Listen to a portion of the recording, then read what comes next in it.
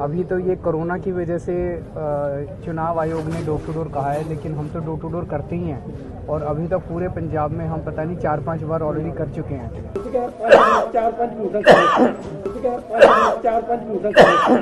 आप यहाँ पे डोर टू डोर कैंपेन कर रहे हैं। अभी आप यहाँ पे डोर टू डोर कैंपेन कर रहे थे, स्कूल की कुछ टीचर्स ने आपको बुलाया, क्या घर पे गए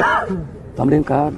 जिस घर में भी जाओगे उसमें हमारे बच्चे, जिस घर में भी जाओगे उसमें हमारे